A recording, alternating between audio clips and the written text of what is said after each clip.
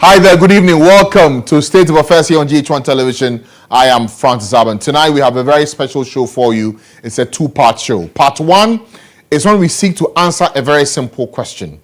Who will partner the MPP's flag bearer, Dr. Bawumia, for the full presidential ticket heading into election 2024? We have a special for you tonight and some research background to why this choice is important as we head into this election. Also, we'll sit down with the Director of Training at the Electoral Commission, Dr. Serebour Quaicoo, a raft of issues to consider, including what's happened so far in the process towards the elections, and with just 166 days to go, what is ahead? What are we to look out for? What kind of election should we expect come December 7th? So, it's a two-part show, but it's made with you in mind. You will love every single bit of it tonight here on State of Affairs. My name is Francis Abban. Thank you once again for joining us. The show is brought to you with the kinds of association with MTN. MTN is everywhere you go. Just to remind you that they've got a new app out to make your life a lot more easy. It's called the MTN Momo app. What you do is you download it from the Google Play Store or the App Store. When you download it, you have the chance to do so many things. What you typically do with the MTN Momo is available. Pay your bills, send or receive money, view your statements. Everything you do with MTN Momo, all your electronic payments are made possible on that platform. MTN Momo. MTN is everywhere you go. So, who better to join me tonight to analyze this matter? Part one is on who partners Dr. Bawumia. It's a question that's been on the minds of many Ghanaians since he became flag bearer sometime late last year. In December, there was a meeting that was had between him and the top brass of the party. The Financial Executive Committee, NEC, actually met on this decision.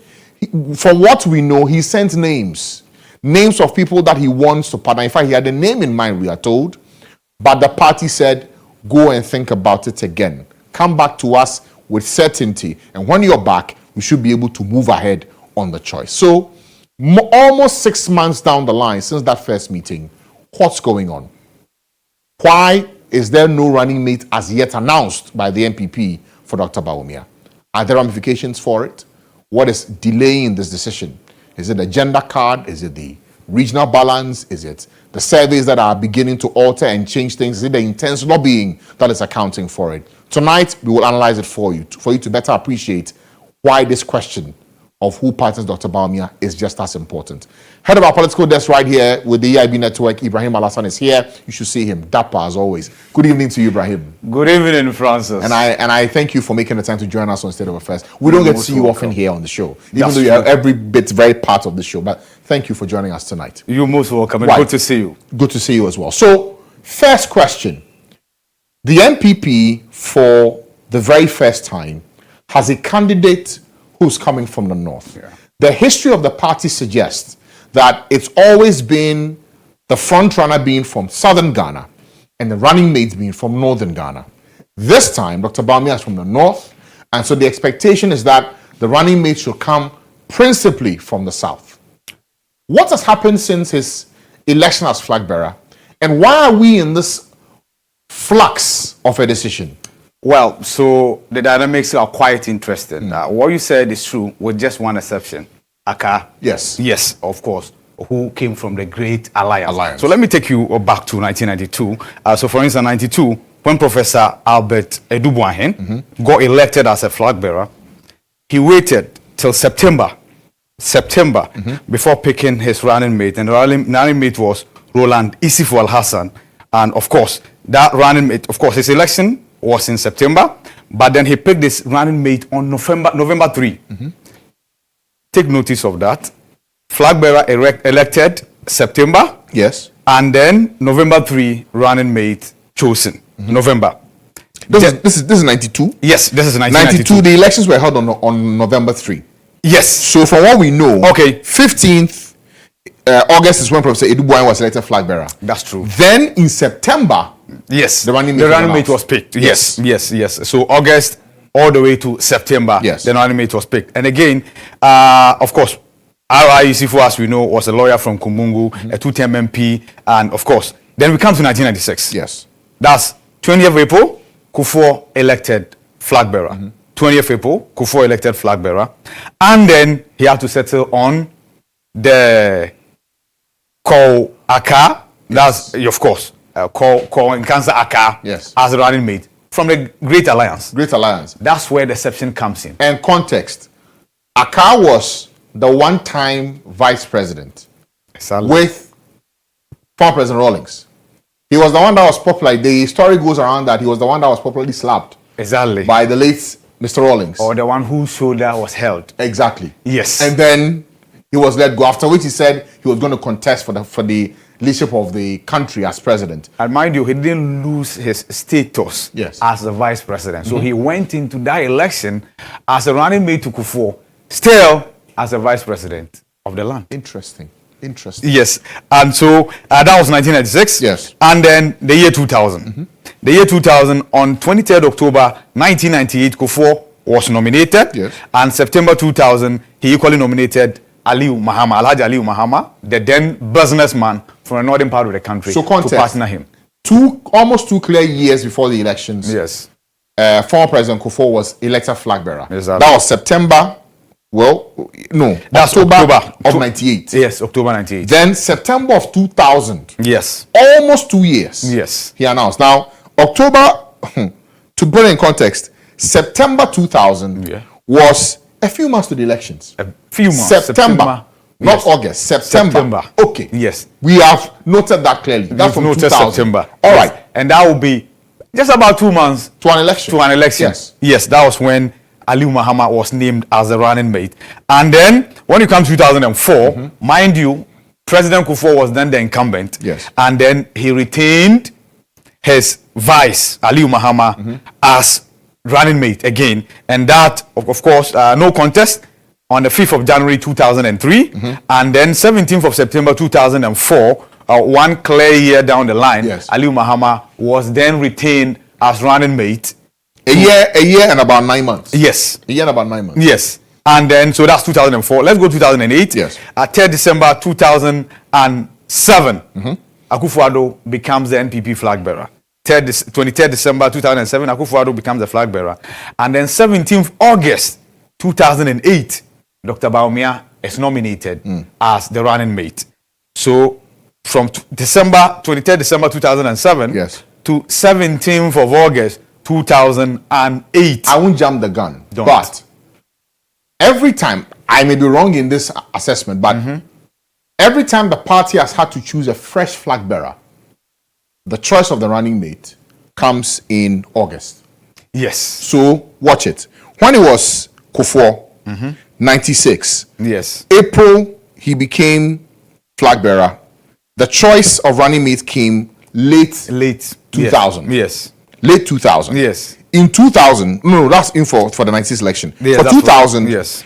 98 was flag bearer. September 2000, yes, he chose Aliu Mahama. Right? Yes. Again, he was a fresh, unknown quantity in the party. That's true. In national politics. That's true. That was 2000. That's true. Now, 2008, December, then former Foreign Affairs Minister, then former Attorney General, became flag bearer. That's it. Then, that was in December of 2007. Yes. Then to August 2008, he had to name Dr. Bawumia as his running mate. As running mate, okay. Yes. And that will be the first call. Yes. Usually when it's a second call, then it's just a ticket that's been repeated. Yes. So there's no match contest. In fact, many a time they've never been even a contest in the first place. Yes. And then this time around, on November 4th, 2023, Dr. Mahmoud Bawumia, equally elected as NPP flag bearer.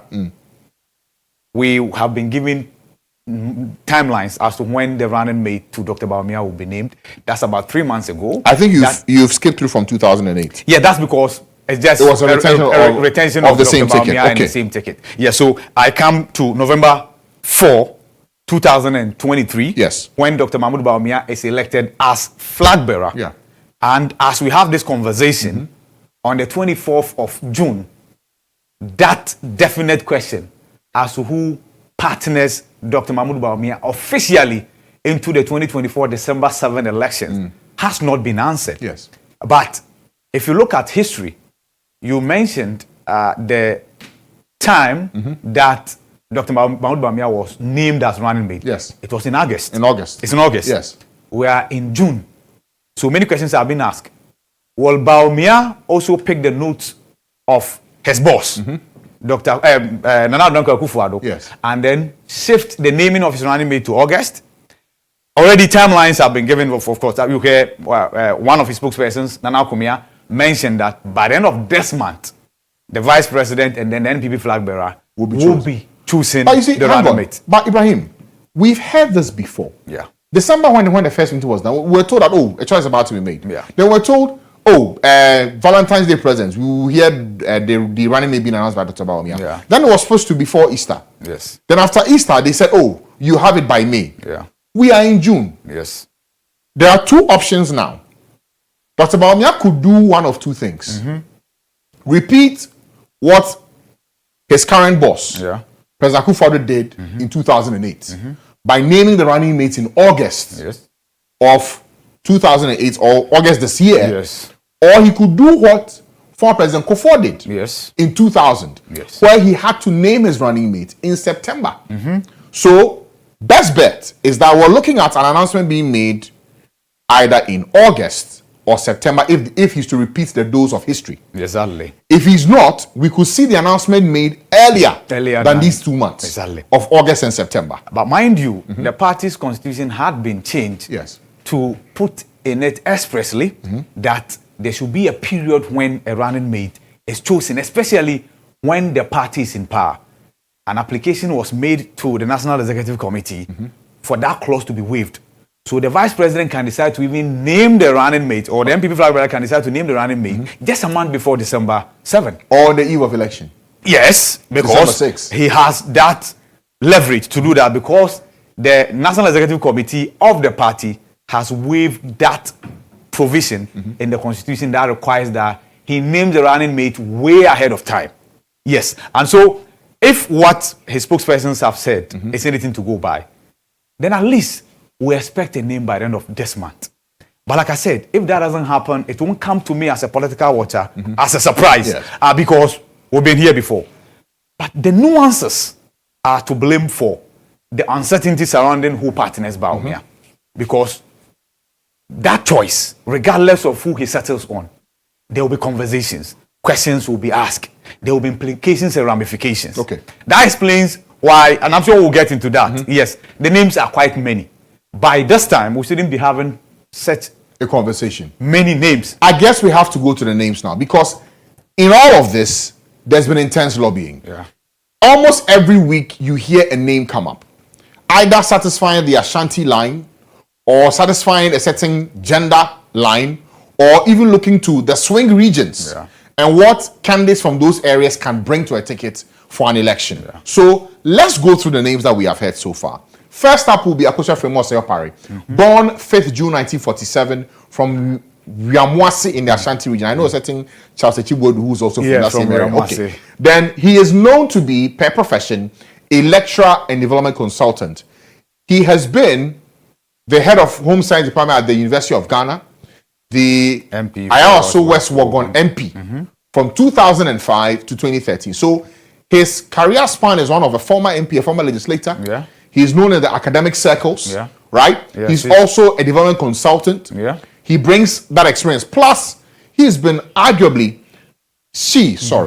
forgive me, the longest serving chief of staff we have had. Yes, so far. Yes. And because the president, after naming her, stuck with her for his second term. Yeah. And it looks like both of them will go home together. The same time. So that'll be 8 years. But quick question. If she's to be picked as, or tapped as the running mate, then she can't run chief of staff office. She'll have to leave. She will have to leave. Yes. But then that will be a direct answer to the John Mahama choice. In terms of gender? Gender. Gender. Nothing more. Okay. Nothing less. Okay. All right. But yeah, of course, she has her own strength. She's been running the kitchen cabinet of the president for the past almost 8 years, like we mentioned. Yes. But of course, there are many who think that Dr. Bawumia, and from what we gather, might not play the gender card this time around. All right. So, Serebour Quaicoo, one name in the frame. The next is the current Education Minister, Dr. Aidoo, born the 9th of April 1964 from Jachi in the Ashanti region. He's a known educationist. That's his background and his profile. Been member of parliament for the people of Bosomtwe since 2017. Was deputy minister for Education from 2017 to 2021, and then elevated to Education Minister in the year 2021. He's been talked about quite a lot, and we've seen recently a lot of projects being done in the name of education, and how he's been quite vociferous and front-running in discussions on education. Being the poster boy in the second term of the president for free SHS, and also digitalization relative to the education space. Tablets being brought in, Wi-Fi in secondary schools, you can name it. All this, even talk of some changes in the curriculum and also even the appearance of students in school with their uniforms and everything. The construction of the smart schools, as we've come to know. And STEM schools, yes. The reason why GHOne has been tipped by many, and of course, if you look at the figures that have been racked, GHOne is in there because, once again, many people believe he will be the answer to Professor Nana Jane Opoku Agyeman, who is equally an educationist. So, if you want like for like, then GHOne for Nana. His supporters... Education to education. Exactly. His supporters are pushing this. All right. Now, next on the list will be Irina Toshiado. Yes. MP Tama West 2009 to 2017. She's from Owusu in Accra, not too far from where we are now. Born 30 September 1970. She's known to be a lawyer. Currently, the District Assembly Common Fund Administrator since 2017. She's been in that portfolio for the longest time. Until recently, when the gender conversation came up again, she was not in the picture. But since she came onto the landscape, trust me, the lobbying has been intense and vociferous. Has the party ever chosen a running mate from the Greater Accra region? No, not yet. Okay. And that's again because of the Southern-Northern Alliance, which flipped just once. Okay, so that's for Irina Toshiado, right? That's one of the options. Who's next? Okay, Engineer Kwabena Ejeye Japong. Civil engineer, he actually contested for the flag bearer of the party in the first round. And then after the winnowing was done, he said, okay, I'm not going to run. We've seen him a lot of the time with Dr. Bawumia on some of the campaign tours. Former MP General Secretary from 2014, Press Secretary to former President Kwadwo, born 6th March 1962. In Kumasi, yes. What do you say? He's a wild card. If the Vice President and NPP flag bearer wants to swerve everybody, then he could be the one. He could be the one. Okay. All right. That's for Kwabena Ejeye Japong. Who else do we have in the frame? Oh, okay. Now that's a different one. We don't know him to be a politician. Yeah. He's the man in a castle, cleric. Apostle Professor Kwadwo Nimfo Opoku Nyina. Born July 22nd, 1954, from Eduman in Ifijako in the Ashanti region. Theologian, televangelist, composer, fifth chairman of the Church of Pentecost, board chair of the National Cathedral of Ghana. Ibrahim, what are you picking up on him? The unconventional Professor Opoku Onyina. Yes. In fact, at the point, he was highly tipped. But then again, the conversation from the party is that no to an outsider. They don't want anybody that will ask, who is Francis Abban, who happens to be a regional MPP chairman, who has to ask somebody before getting to know your identity. Okay. So the rank and file of the party are saying, yes, fine, because that would be a very fine balance between Dr. Bawumia, who is a Muslim, and him as a Christian. And him as a Christian. What if he's named a man to the elections? Purely for the card and the... That can happen. Like I said, I talked about Kwabena Japong as a wild card. Yes. Political wild card. This will be a religious wild card to look out for. If the vice president wants to play. Let's look to the last name on the sheet. Okay. Now, this is one everybody has been speaking about us leading to become the running mate. Yeah. Dr. Matthew Opoku Prempeh, born 23rd May 1968 from Pechi No. 2 in the Ashanti region. Medical doctor, Minsha South MP, Education Minister from 2017 to 2021, now Energy Minister at Helm of Affairs. He's the one who's being tipped, isn't it? Yes, and the shocker will be if he doesn't get it. I'm not sure the shocker will be he getting it. Okay. Because almost everybody that you engage, from the NIB report, from party people who are actually galvanized for support from the base for the running mate slot, they call him the next to partner. And recently we've seen him embark on some tours of his own. Strategic visits. From the... And then this time around, the strange thing is that the tours are to palaces of chiefs. Yeah. From the Volta region to the northern part of the country, Eastern region, to the Ashanti region, of course, to Mensia, his own uncle, Otunfo, and then recently to the Eastern region to see the Ochehene. So, and then of course was also here to see the Gamanche as well. So that's the tour that the energy minister has been embarking on. If it is not for the running mate slot or because something has been whispered into his ears, then the question will be, is he touring as an energy minister? Like I said, for political watchers, the shocker will be that Napo is not picked. But then again, in 2008, there was a shocker. Yes. When President Akufo-Addo today, then running mate Akufo-Addo, decided to go and settle on Dr. Mahmoud Bawumia. So in politics, make room for shockers. I've also heard that the first name that was sent by President Akufo-Addo, now President Akufo-Addo, in 2008 was not Dr. Bawumia. Aji Ali Mahama. Okay. Yes. Now, and then when that choice was made, the party said no. Yes. He had to go change and bring Dr. Bawumia. Yes. I'm wondering, Dr. Bawumia had already been to NEC in December. Yes. I don't know the name he sent. He sent names. 2 names we told. Okay.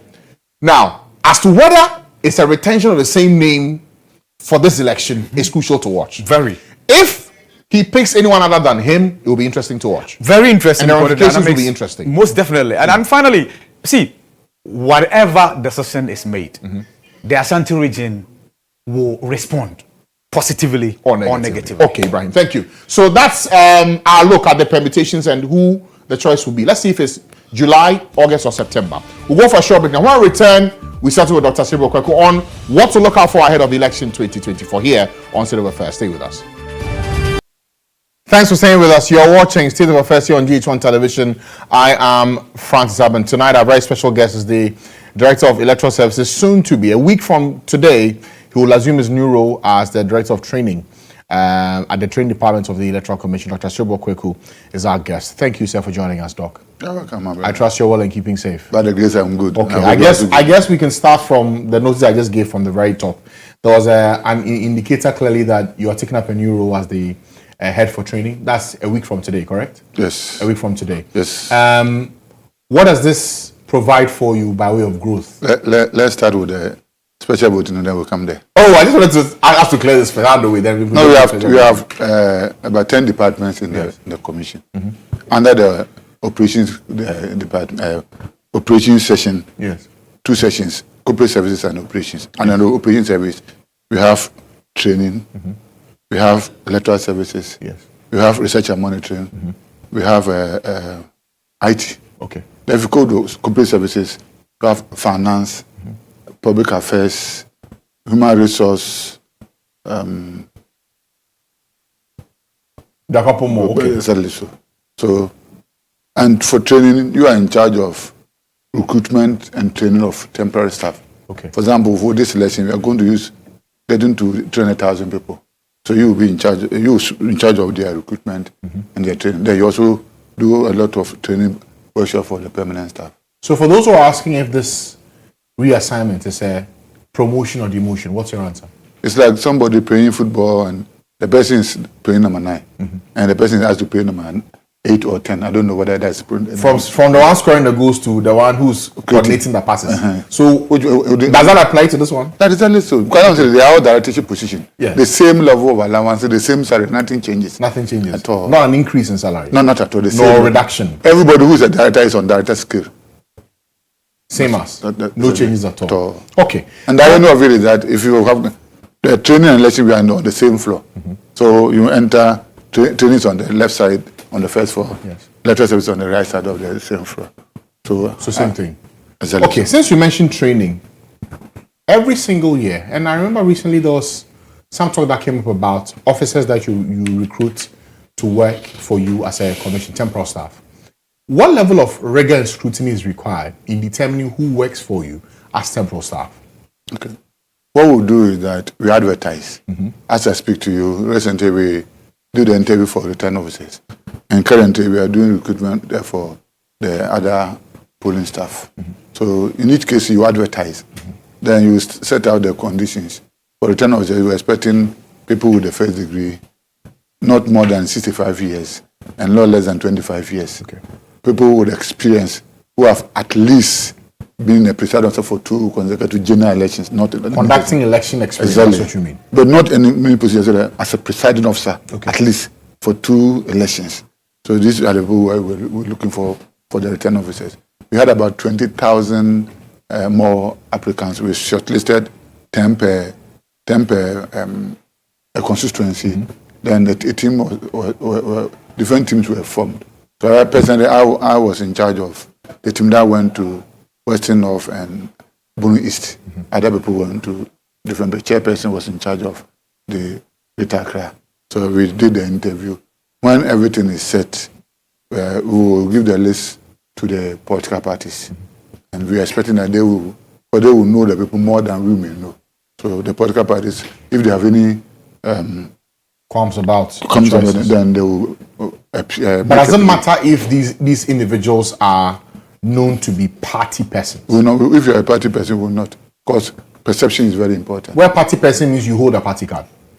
Well, you may not hold a party card, but you may be attending party meetings and the rest. How would you know if you are attending party meetings? No, that's why we are giving it to political parties. Okay. They know themselves. The political parties, they know themselves. So they will do the winnowing themselves? Yes. Those we know. But there have been instances where we are going to do election for a political party. You look at the delegates and you see one of our people there. Oh? Yeah, there have been instances like that. I see. Yes. I see. So has this always been the process that prior to every election, this is how you go about it? The parties do the winnowing for this? No, we scrutinize after your recruitment, exactly. they also do the winnowing. Exactly. Okay. So if that's the case, what do you make of the allegations put forward against the commission that you are recruiting persons who are deemed to be party people?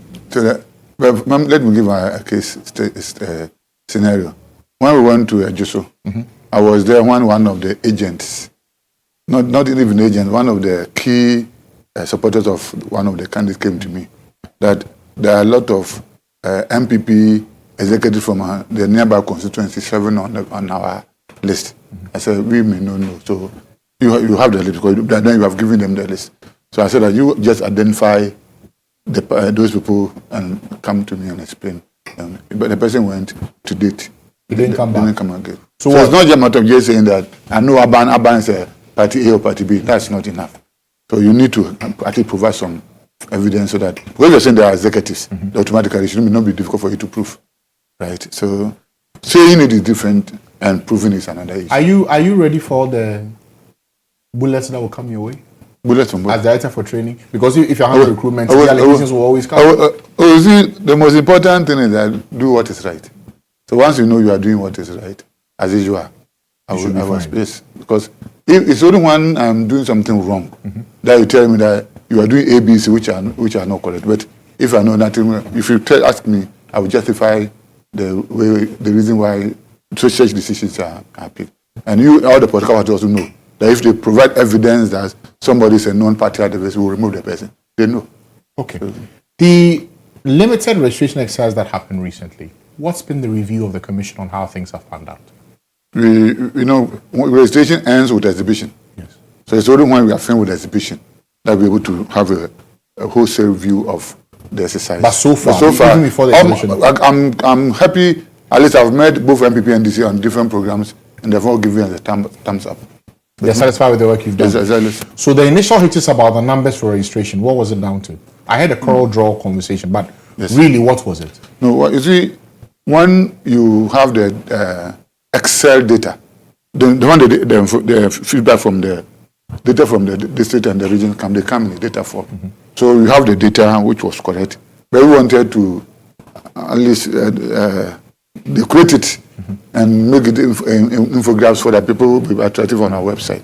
So a company was hired to handle that, and they did a good job. But only did that this issue of IT copy and paste. So the first one was in a region that registered 3,000 something the second day. On the third day, they registered 9,000 something.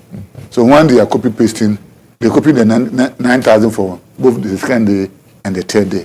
So instead of the total of 19,000 something, because of the differences, became 25,000. Okay. So that is the first one that happened. The second one too was on the challenge cases.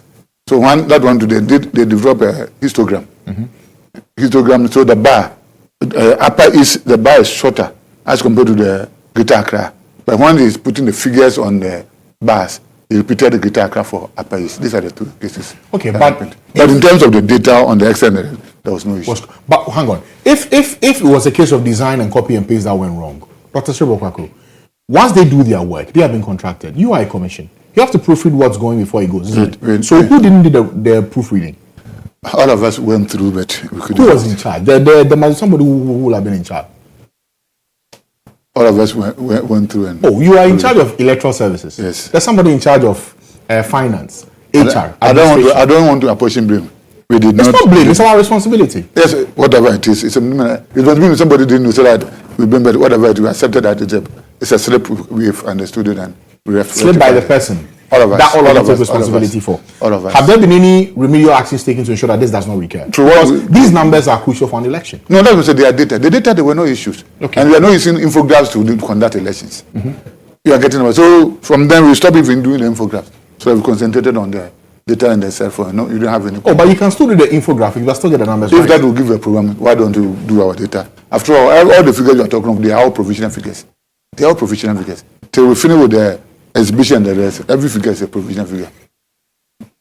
There are some who reference this and look to 2020, the results and the differences that came up later. You see, what can you say to the average citizen to assure them that these mistakes, be it clerical, be it, lack of supervision, will not recur in the main election? We have been doing a lot of elections, so these two slips should not be something that we should be judged. But these two are back to back. That's the problem. 2020, now this one. If you are to monitor your own work like that, you also detect errors. But in recent, but you see, the difference. They all happen that here when it happens, somebody is held responsible. That's what I'm saying. Those who are giving contact were terminated. That's all. So the most important thing that some of these things will help you to grow. If you don't encounter some problems, you will not grow. So now these things have happened. Going forward. So do you foresee further problems down the line between now and December? Nobody sleep and think of problems. But we are hoping that they will not come, because this one will help us to. But as a human institution, as they are coming, what's your plan to deal with it? So we put up more scrutiny and the rest. So we are hoping that those things will not repeat themselves. I see. Now, but the most important thing that they are all provisional figures. They don't have any effect on the register. Has this in any way, and you have been in this business for quite a while now, has this in any way, would you agree, affected the public perception of the Electoral Commission? I don't think so. Because the issue is that it's like being given a cup of glass of water, a cup of water or glass of water. Yes. The positive mind there will say it is half full. The negative mind will say it is half empty. It depends on how the person wants to see it. So if you're always looking for negative, that's what you'll be thinking of. Oh, if you know that, it's like you give somebody 100 questions to work on.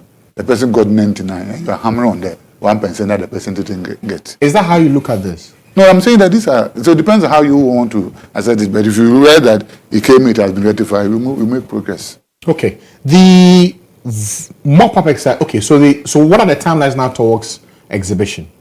We are planning to have it from the 20th to 27th of August. Between now and then, what happens? As we speak, we are working on the special voting, and that is the main reason why I came here, for us so that we don't have you media people and last minute coming to say that we didn't hear of it, we didn't know, but you know it. As I speak, I've not seen the list from. You will have it this week, and we are finishing on Monday. Yes, but you have it this week. You've given us a deadline. We'll meet it. So we are working on the special voting. From that, we are planning to have mop-up from 1st to 3rd of August. Okay. Because we know some people have turned 18 after the closure of the 20 May. Yes. So we want to give them also the opportunity. A chance to also register. Absolutely. Okay. Before we delve into the details for the special voting and also the mop-up, the voter transfer exercise that happened. We have also done. It's that's completed. Yes, with Prozi. The concerns you had at certain locations where party agents had appeared and there was some scuffle and confusion. What was the thinking behind the decision that because of these clashes, the agents should be totally withdrawn from the exercise? You see, the law did not make provision for them to be present. But because we believe in transparency and know that their presence will help the cause, that's why they come and help us to do it. But if you come and you are rather, instead of helping to address issues, you are the one who's causing the problem. We have the right to say that then stay away so that we will do our work and be responsible for it. Okay, what you just explained. They were there, yes, you said that the law does not provide for them to be there, but they were there to deepen transparency. If they are absent, does it not lessen the transparency that you are seeking to achieve? No, but I will go for them being absent to being there to fight and kill people. So why not provide security to ensure that they do not cause problems? Because their presence there is equally important. There was a reason behind you. If you have been watching the TV, the security are there. The security people are always available. Yes. But so in your estimation, per the EC and the security services, it had reached the point where controlling them was impossible, and the only option was to say, move out. See, the issue is that if you want to talk of security, they have minimum force and whatever. Yes. So if people are coming in a violent way, I tell you, may have to trigger it into serious confrontation with them. Yes. And the result may not be what we are looking for. So anything that can create problems and bloodshed, the best way to let them stay away. Because we're heading into a major election. Yes. Incidents of violence in elections we have seen before in the past. But that has not let us say that we won't have elections. We still do. No, we didn't stop the work. Yes. We said that if you are coming in to create problem for you, we will not allow you to come in. That's it. So what happens to the transparency that you want to achieve? Oh, but it's still the transparency. How? But later but they are not the only people who are there. We have a lot of observers. But the most important actors in any election are the parties, isn't it? So if you were the one, what would you do? If I was the one, I was the one. Well, thankfully, I'm the one with the EC. You do. So we brought them in and read that they were creating problem for us. When we withdrew them and they came back, did you hear them fighting again? No. That is what changed between then and now? Yes, was there an agreement you put forward that henceforth, as you're coming back, these are the conditions you meet? We told them that we asked all of you to go. Going forward will be specific. If it is Abban who's getting the problem, we'll sack Abban from the place. They came and they comported themselves. Everybody comported themselves. Yes, and we don't have any problem. So was this a strategy? Threaten them so they come? No, but we meant it. Themselves. We meant it because we'll be there to create problem. Why are we going to keep you there? So was it a U-turn or that was a strategy? Oh, it's not a strategy, but we wanted to instill discipline. So if you were there and create problem for you, we ask you to be. Will this apply to what happens on election day? The law allows that. The law says that if there's an agent who is creating problem for you, the presiding officer has the right to order the person to be moved from the place and inform the political party to replace the person. The law makes provision. Yes. Okay. The law makes provision for that. Okay. What about the challenged voters and the outcome of adjudication? That is the process of adjudication. You have to explain for our viewers as well. So by law, if you look at Article 42 of the Constitution, it says that every Ghanaian 18 years and above and of sound mind has the right to vote, and as a result should be registered. So that is the clause. Now, then the CI has added the person should be a resident of a particular location for the person to be assigned to a polling station. Yes. So when you are registering, and anybody who qualifies to register realize that you are either not a Ghanaian, or you are not 18 years, or you are not of sound mind, or you are not staying in that locality you are claiming to be, you can be challenged by the person. When you are challenged, you will go through the registration, but your ID card will not be given to you. Then a committee, we call this registration review committee, is set up. And that committee is made up of Electoral Commission, this officer as the secretary, member secretary, this is police commander, this is Director of Education, a traditional ruler, and representation of the various political parties. They constitute the committee. And the law is saying that when they are working, they have the same powers as the district magistrate court. So they can subpoena people to appear to testify and the rest. So they will meet the challenger and the challenged, and each of them will present his or her case. Then the committee will give a judgment, which is binding on the commission. And how if the judgment is given and you are not, you want to appeal against it, you appeal against it at the High Court. How long does it take per process to get this challenge process completed? It depends on, as of now, I think almost the whole country we are finished. We are left with Afriyie area, was the name? Cape to South. They had more than 1,400. So they challenge. So they have not finished, but all the other districts in the country have been done. Yes. So per the numbers you have, even before the exhibition goes through plus the mop-up, How many registered voters do we have now on the electoral roll? In 2020, we had about 70 million plus. Then 2023, we had 910,000. In addition. And this one, we have around 770,000. But we are working on this. And when we finish with the process, then we know the actual figures. Okay, all right. Based on what you've explained, how do you also as a commission deal with the mistrust from political parties, especially the NDC? And how can that be cured? The most important thing is that at every stage of the process, they are with us. Where they think we are doing something they don't understand, they will raise it and we explain. Just until we've concluded the adjudication process, and Dr. Computer was the one who represented the NDC. I will that from here, you want to finish, you can call him. He said that we have done a good job. So we will continue to use them, engage them, and we'll move on. Okay. But were you worried before we got to this point, the absence? Was it affecting the commission? The absence from where? The absence of the NDC from IPAC meetings. Oh, the issue is that it's like you go for a meeting, and one person does not come. The meeting still goes on. Yes. Their presence enriches the process.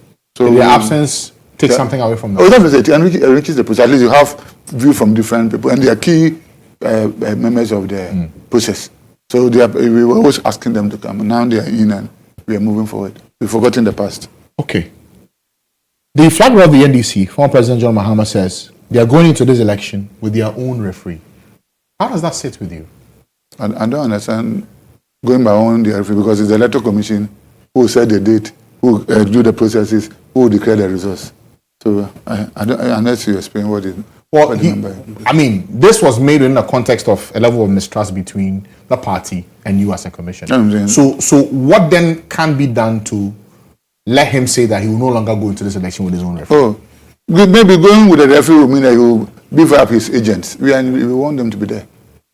Because for election, for example, the way the processes are, by the time the Electoral Commission will come with the results, most of the media people would have done the projection. So that's another form of referee. So if that's what it's meant for, we don't have any issue. But nobody can declare the results apart from the Electoral Commission. Nobody can declare it? Not at all. You don't have any legal right to declare. The Electoral Commission that can declare the results. So if they go out to declare, what happens? I don't pray that we'll get there. Okay. Because if you make any projection which is contrary to what Ghanaians have decided, then it creates a lot of problem for the country. All right, let me go for a short break now. Thanks for staying with us. You're watching State of Affairs here on GHOne Television. I am Francis Abban. Our guest tonight is Dr. Serebour Quaicoo, the Director of Electoral Services, soon to be, and exactly a week from today, he will be moved to the training department as the Director of Training. You are so interested in that position. Why? Oh, I'm not interested. I'm only providing information for our viewers so that they get it right. Okay. As of today, you are Director Electoral Services. Yes. A week from today, you are Director Training. I just have to make that point clear for everyone to understand.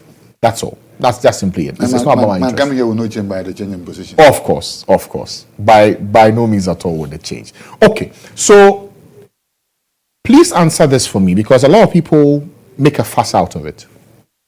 Can an election be rigged? It depends on how the person understands rigging of an election. Let me explain that. First, we have what we call electoral irregularity. Electoral irregularity is something that happens which is not part of the norm. For instance, the election is supposed to start at 7 o'clock. And if you start at 6 o'clock, before 7 or after 7, they are all irregularity. But the question is, do they have any effect? Then you have electoral fraud. If the intention of committing the irregularity is for you to cheat the system, then that becomes electoral fraud. But if the fraud ends up in making the potential winner a loser, or potential loser a winner, then the election has been rigged. So it is calculated process whereby the result will be programmed in such a way that it changes the result of the votes so that the choice of the people is denied.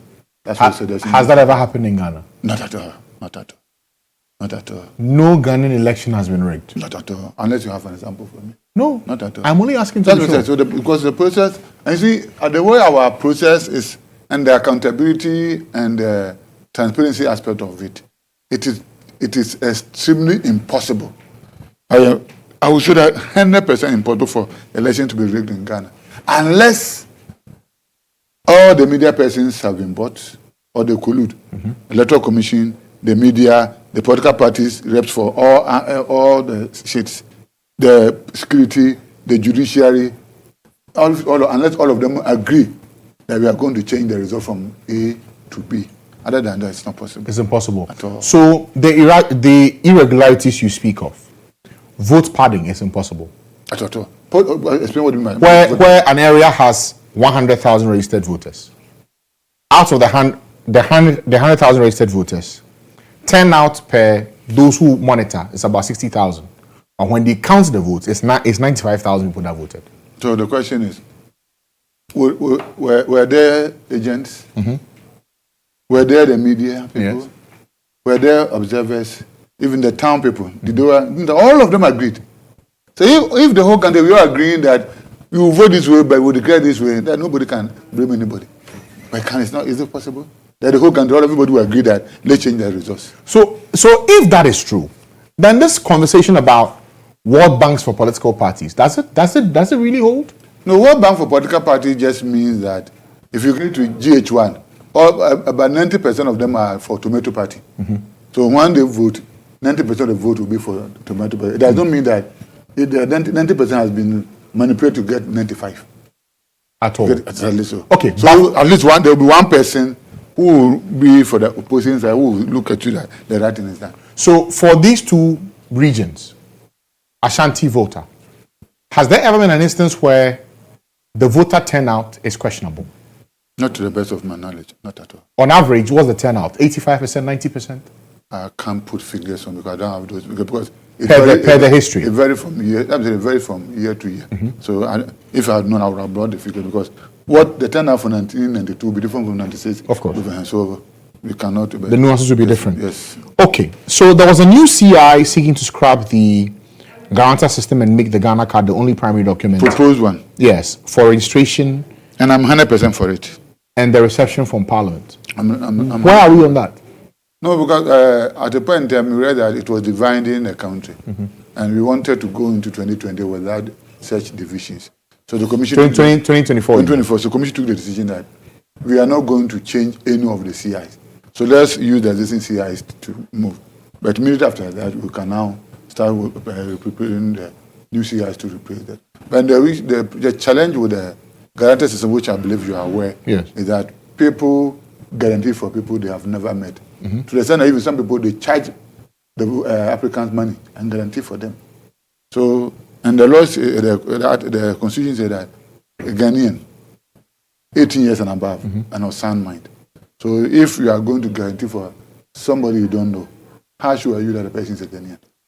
If you are going to guarantee for somebody you have never met, how sure are you that the person is 18 years? But if we believe that if you have the Ghana card, at least it has more credibility than the guarantee system.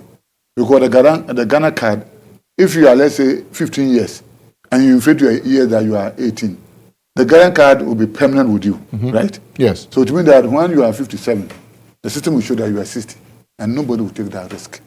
But if you are talking of voter ID card, I can assure you that if somebody who is 18 years, by the time the person is 60 years, different new registers have been compiled. And whenever the new register is compiled, the old data is discarded. So there's no cross-referencing that can be done. At all. So you can cheat when it comes to the voter registration, but you cannot cheat when it comes to Ghana card. So may I ask this then, pointed. This current register we have, is it foolproof? Is it a true state of people who are 18 years and above and have to be on the roll? You can never say that everything is 100%. But looking at the processes of challenging education and the rest, you try as much as possible. And everything that you do, you have a confidence interval. Yes. So error side of it. So we can't say that's 100%.